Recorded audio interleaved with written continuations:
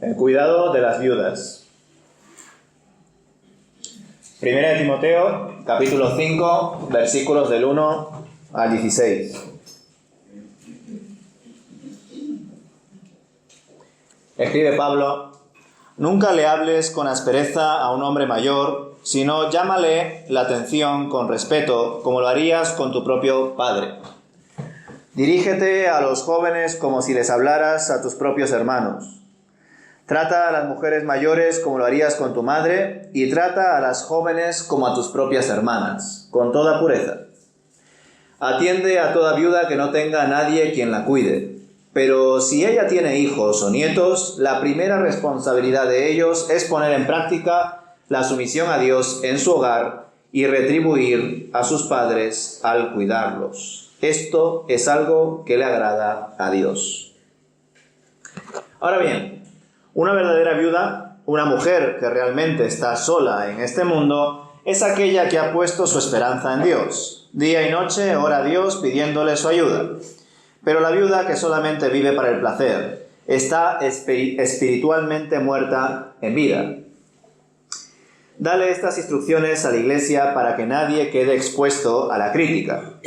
Aquellos que se niegan a cuidar de sus familiares, especialmente los de su propia casa, han negado la fe verdadera y son peores que los incrédulos. Para que una viuda esté en la lista de ayuda, tiene que tener al menos 60 años y haberle sido fiel a su marido. Debe ser alguien que se haya ganado el respeto de todos por el bien que haya hecho. ¿Crió bien a sus hijos? ¿Fue amable con los extranjeros y sirvió con humildad a otros creyentes? ¿Ha ayudado a los que están en dificultades? ¿Ha estado siempre dispuesta a hacer el bien? Las viudas más jóvenes no deberían estar en la lista, porque sus deseos físicos podrán más que su devoción a Cristo y querrán volver a casarse. De esa manera serían culpables de romper su promesa anterior, y si están en la lista se acostumbrarán a ser perezosas y pasarán todo el tiempo yendo de casa en casa, chismeando, entrometiéndose en la vida de los demás y hablando de lo que no deben.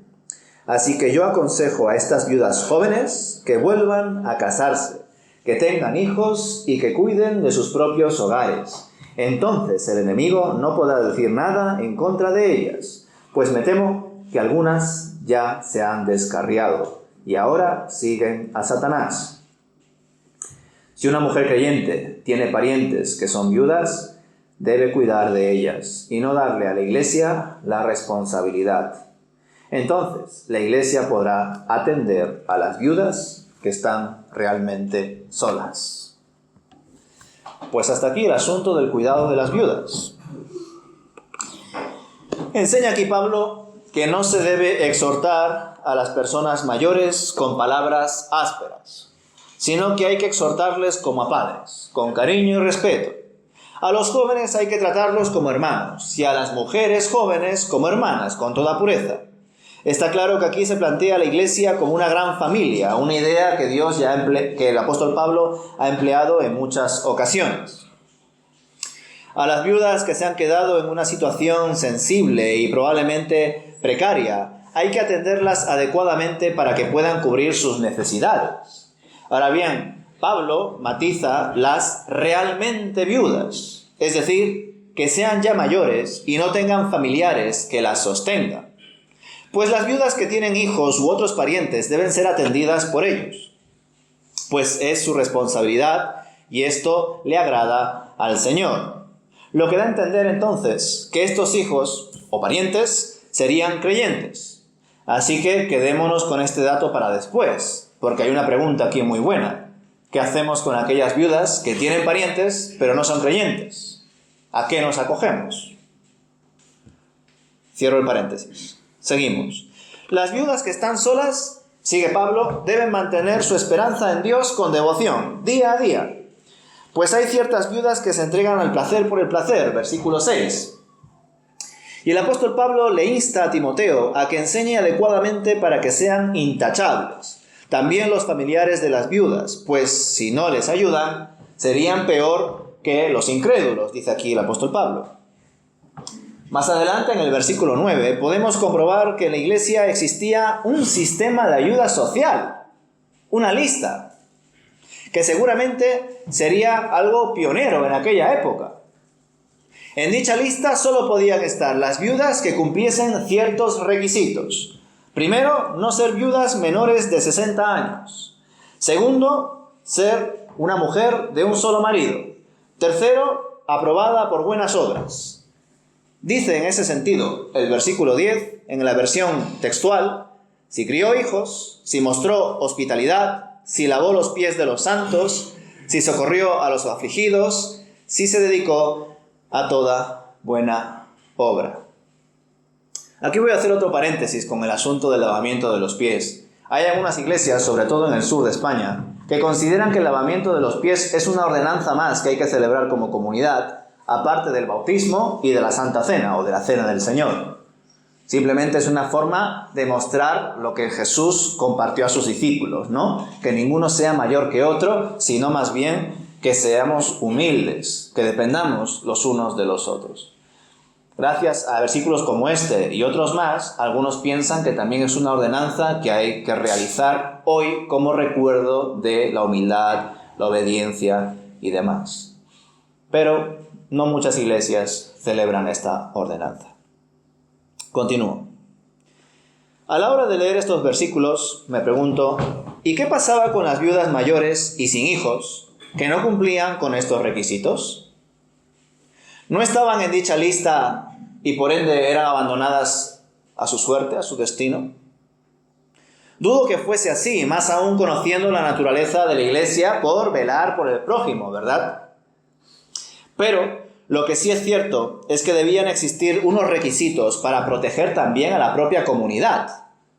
Por ello, las viudas jóvenes no debían estar en esta lista, en especial si ya se habían descarriado, pues era tan contraproducente para ellas seguir ayudándolas cuando no usan esa ayuda para bien, como también para la iglesia, porque está usando recursos, ayudas, su tiempo, para ayudar a viudas que no están valorando ese apoyo, ese acompañamiento.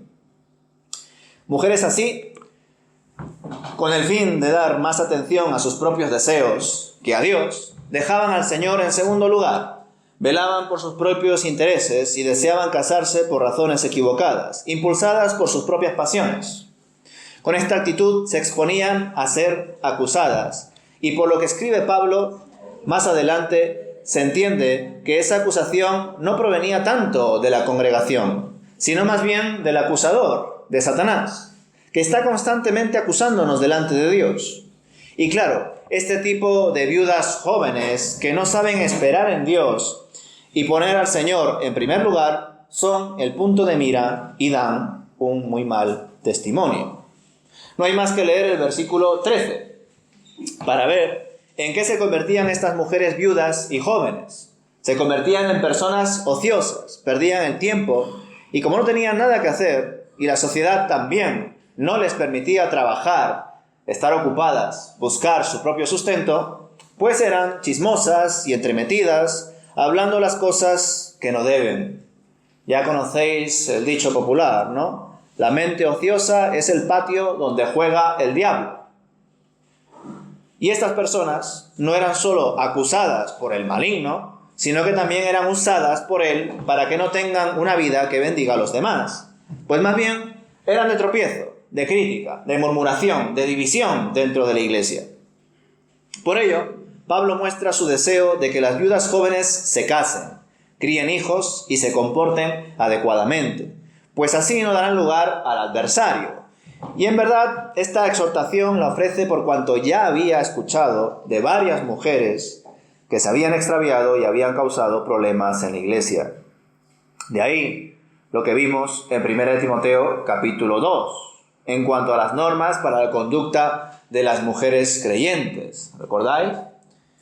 Ya sé que ese capítulo 2 es un tanto fuerte en cuanto a las normas de conducta para las mujeres. Pero recordad que estamos ante una congregación donde habían varias viudas jóvenes, ociosas, entremetidas, chismosas, que solamente se metían en cosas que no debían, causando daño a la iglesia, a los hermanos y seguramente también al liderazgo.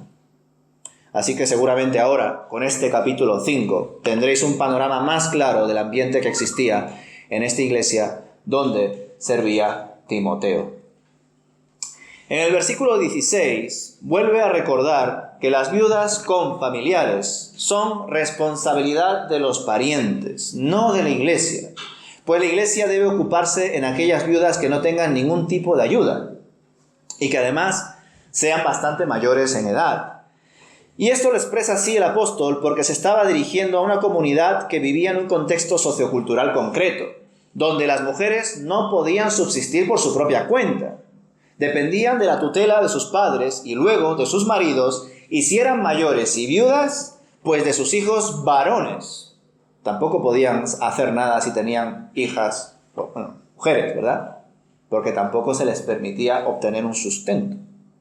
Así que pobre de aquella mujer que muere sin padre o que vive sus últimos días sin un padre, sin un marido, sin un hijo. Ya podréis deducir cuál sería su destino. También hay que tener en cuenta que el apóstol Pablo se estaba dirigiendo a una comunidad de creyentes donde en general parece que los hijos de los creyentes también eran creyentes, o al menos eso se sobreentiende con sus expresiones. Pero en la actualidad esto no suele ser lo habitual. ¿Qué debe hacer la iglesia en casos así entonces?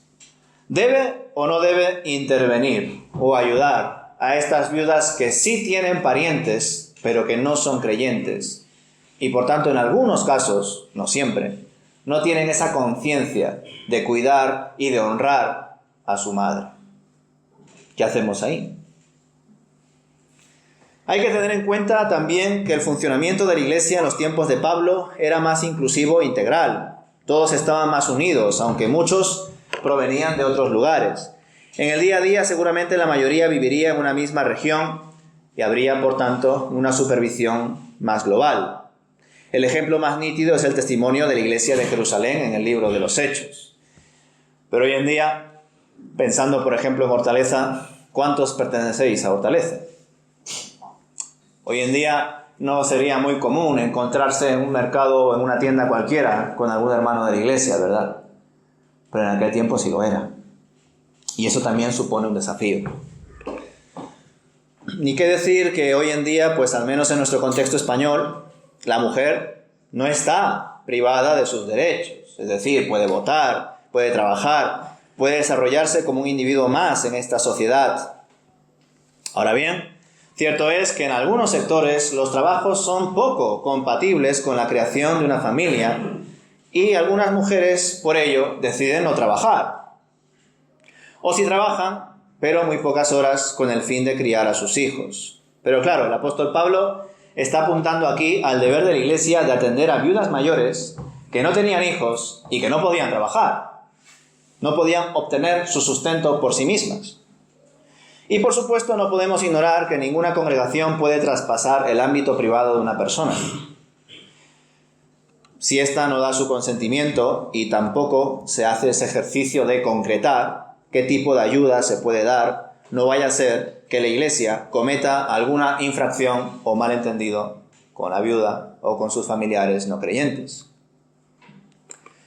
Dicho esto, y volviendo de nuevo al contexto de la carta, me vino cierto interés por investigar sobre el derecho romano y me hice la siguiente pregunta. ¿Cómo eran tratadas las viudas que poseían la ciudadanía romana en el contexto de Pablo? ¿Tenían algún valor o algunos privilegios en especial? ¿Eran quizá más valoradas las mujeres romanas que las mujeres cristianas? ¿O quizá las mujeres cristianas tenían más valor, más derechos, más dignidad que las mujeres romanas? Pues parece ser que el matrimonio romano tenía como finalidad la procreación. Y la mujer quedaba relegada al ámbito doméstico. No tenía los mismos derechos que los hombres y dependían siempre de ellos, bien del padre o bien del marido. Por consiguiente, la mujer vivía bajo una inferioridad jurídica. Así que ya podéis deducir cuál era el destino de las viudas sin hijos, aun siendo ciudadanas romanas. La marginación, la precariedad, en definitiva, eran el apéndice de la sociedad. Y recordad esto, porque de esta manera podremos comprender aún más los escritos del apóstol Pablo en relación con la mujer. Pues a menudo lo hacemos con prejuicios y queremos imponer situaciones que son propias de nuestro tiempo a un contexto muy diferente, sacando conclusiones como que Pablo era machista, misógino y todo este tipo de calificativos. Cuando en verdad hay estudios que se han centrado en cómo vivía la mujer cristiana en la iglesia en los tiempos de Pablo y la gran diferencia, para mejor, respecto a las mujeres paganas contemporáneas. Así que ya concluyendo, hermanos, creo que la iglesia, por supuesto, debe ocuparse de atender a las viudas que viven en una situación delicada y en consonancia con esta sensibilidad, por supuesto, tener consideración también de otras personas que vivan en un contexto sensible, ya sea pues de enfermedad, de soledad, quién sabe. Pero nunca a costa de descuidar lo más importante, la relación con Dios, la extensión de su reino, o como dirían los apóstoles en Hechos 6, la palabra y la oración. Gracias al Señor, Él, desde casi el principio, proveyó de hermanos para que atendiesen este tipo de necesidades. Pero no hace falta tampoco ser nombrado diácono para recién atender a las personas necesitadas, viudas, enfermos y demás. Todos como iglesia podemos y debemos ayudar, pero siempre con sabiduría. No es suficiente que nuestra intención sea buena, sino que debemos ser capaces de ayudar de forma adecuada y de la manera más excelente posible. A veces queremos hacer buenas cosas, pero no sabemos cómo realizarlas y hacemos más mal que bien en sus aplicaciones. Como he dicho desde el principio, vemos cómo Dios proveyó, puso ese sentir en los apóstoles, en los líderes de la iglesia, para que nombre a 7 hermanos, 7 diáconos, para que se encarguen de las viudas, de las mesas, de atender esas necesidades sociales. Pero hoy en día no es súper necesario que eso sea así, ¿no? Que esperemos a que sean nombrados unas personas para enfocarse a eso y que los líderes no descuiden la palabra y la oración para recién ayudar a los demás. ¿Por qué? Porque todos como creyentes tenemos la oportunidad y el deber de cuidar los unos de los otros. No hace falta un título. Y desde luego aquí los apóstoles no estaban dando a entender, es que nosotros no queremos saber nada de la gente. A mí que no me vengan con problemas. Yo me centro en leer la palabra de Dios, memorizarla, exponerla, orar, las cosas espirituales. Eso no querían decir los apóstoles, sino que en algunos momentos de tantas gestiones, de tantas situaciones, descuidaban algo que no solamente era necesario para ellos, sino que era necesario para la comunidad, el exponer la palabra de Dios fielmente. Y esas son tensiones que en algunas iglesias se viven, ¿no? Personas que aparentemente enfatizan mucho en el estudio bíblico y en conocer más de Dios, en conocer diferentes teólogos y comentarios y demás. Pero luego sus corazones están muy endurecidos. No tienen ningún tipo de empatía, sensibilidad por el hermano. No se preocupan nunca de nadie. Conocen mucho de Dios, pero no ponen en práctica toda esa teoría. Eso ya ha sucedido muchas veces a lo largo de la historia y en los tiempos de Jesús con los líderes corruptos. Hoy en día hay iglesias que son así. Pero por otro lado hay otras iglesias que descuidan completamente la doctrina, que su predicación es simplemente Dios te ama y todo va a estar bien. Y que sí, son muy cariñosas, muy cercanas, están constantemente haciendo actividades, todo es relacionado con la fraternidad, comidas, retiros, excursiones y demás. Y descuidan lo más importante, nuestra relación con Dios, que por supuesto tiene una base teórica, pero también una dimensión práctica. En ese sentido, los extremos son muy malos. Así que, ante situaciones también, hermanos, tan complejas como es atender a una persona viuda que vive sola, que incluso pueda estar enferma, a una persona que, por ejemplo, también está regularizando sus papeles y tantos casos que pueden ocurrir, ¿verdad?, en medio de la iglesia. Como he dicho, es posible que por intentar hacer el bien cometamos algún error. Por ello debemos esforzarnos por ser sal de verdad, luz de verdad, no de confusión o malos entendidos o de tropiezo. Así que, ¿qué haríamos, por ejemplo, si los hijos de una viuda no quieren atender a su madre? ¿Intervenimos o no intervenimos? Quizás solo deberíamos intervenir si son creyentes, amonestando a sus hijos creyentes para que cuiden de sus madres. O quizá no haya que intervenir porque la Iglesia está yendo más allá de sus competencias. Es una situación muy delicada, ¿verdad? Muy delicada. Y lo mismo sucede cuando la persona quizá no está tan sola, o sí, pero además tiene un problema de enfermedad. ¿Qué hacemos? ¿Cómo nos relacionamos con esa persona? Ahí nos metemos en asuntos legales también, ¿verdad? Pues desde luego hay que tener mucho cuidado, porque quizá como Iglesia podamos ofrecer en algunos casos, sobre todo si son creyentes, una exhortación, pero no debemos vulnerar la privacidad de las personas. Recordad, por ejemplo, textos como el de 1 Corintios capítulo 6, donde Pablo enseña que debemos evitar demandas legales contra los cristianos. Dice: cuando uno de ustedes tiene un conflicto con otro creyente, ¿cómo se atreve a presentar una demanda y a pedirle a un tribunal secular que decida sobre el asunto en lugar de llevarlo ante otros creyentes? ¿No se dan cuenta de que algún día nosotros los creyentes juzgaremos al mundo? Y dado que ustedes van a juzgar al mundo, ¿no son capaces de resolver estas pequeñas cuestiones entre ustedes? ¿No se dan cuenta de que juzgaremos a los ángeles? Así que deberían ser capaces de resolver los conflictos comunes y corrientes que ocurren en esta vida.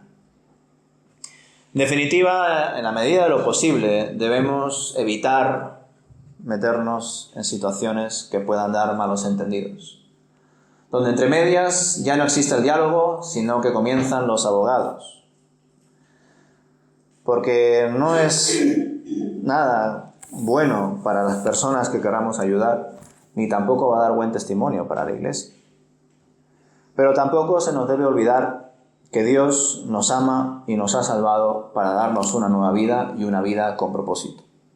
Y en esa vida con propósito somos llamados todos, desde el pastor y los líderes o ancianos o diáconos que hay en la iglesia, hasta la persona que recién se ha convertido. Todos son llamados a amar a los demás, a velar por los demás. Quizá algunos tienen más herramientas, pueden tener una mayor sensibilidad, pero es el deber de todos, velar por el prójimo.